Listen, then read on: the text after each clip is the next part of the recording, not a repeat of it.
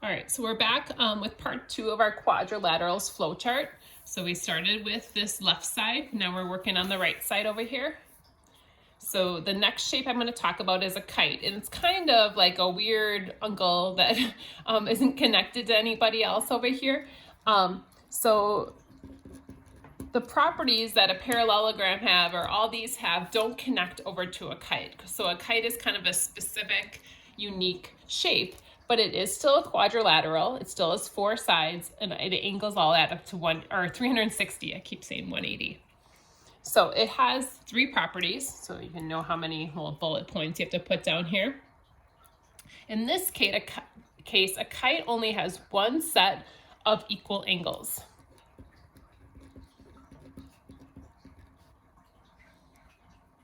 And they're the opposite angles. The diagonals are perpendicular. And I'm just writing that instead of writing out the whole word, so hopefully that's okay. And then there's 2 sets of congruent sides, but remember this time they're adjacent, which means they're next to each other. So it's these 2 are congruent and then these 2.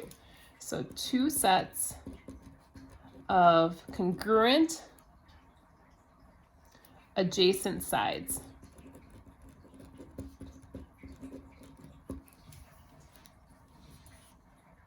So there's our kite.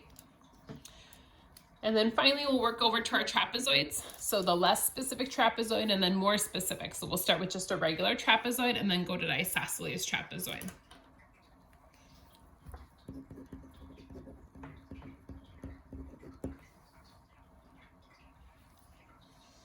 So again, a trapezoid isn't connected to these other lines. So a trapezoid pulls down from this quadrilateral that has 4 sides, and the interior angles add to 360 degrees. So our trapezoid, we're going to add 2 more properties to that.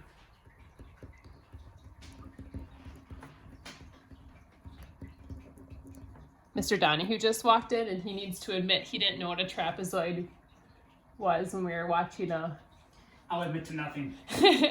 So we were watching Are You Smarter Than a Fifth Grader? And it asked how many sides a trapezoid had, and our family was divided. So he was one of the wrong answers. I admit to nothing.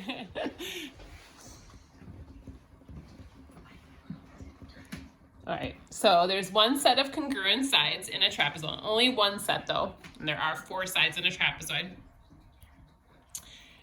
Then the consecutive angles and the angles that are next to each other are supplementary.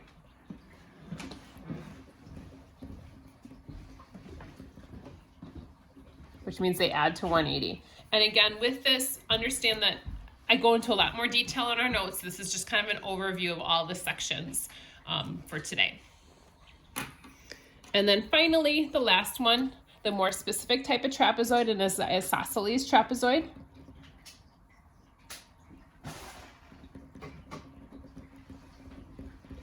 Again, still has 4 sides, still adds to 360 degrees, has all these properties, but then has 3 more specific properties that make it special.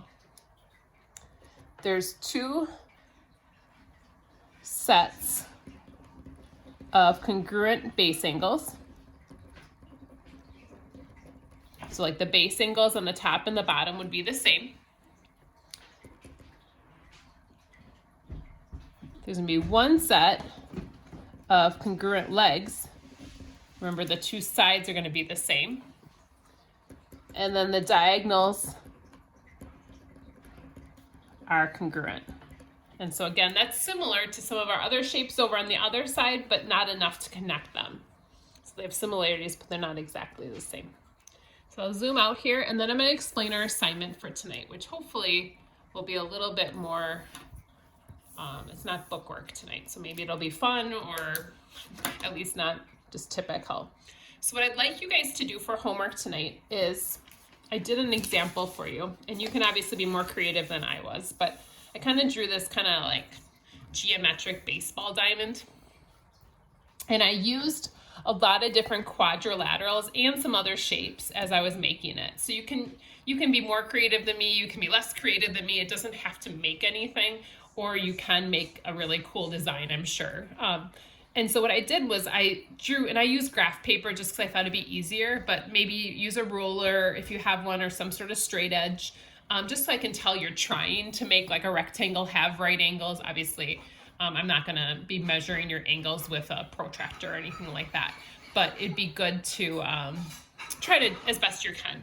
So I included a bunch of different shapes here to make my design, just to show that I know what these shapes are. It's a kind of an elementary activity, but I thought it'd be kind of fun, and it's the first day back from spring break, so I think it wouldn't be a bad thing to have kind of an easier assignment to ease in.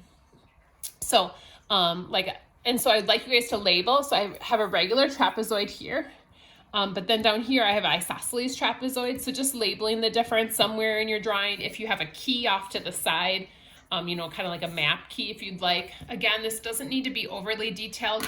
I guess I would say let's include how many total shapes that we have here.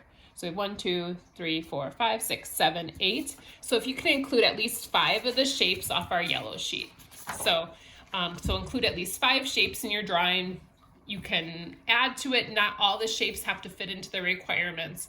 But so draw something with 5 shapes, and then you'll just take a photo of it or upload it, something. And if you like drawing things on the computer, that's fine as well. I'm willing to be flexible with how you turn this in.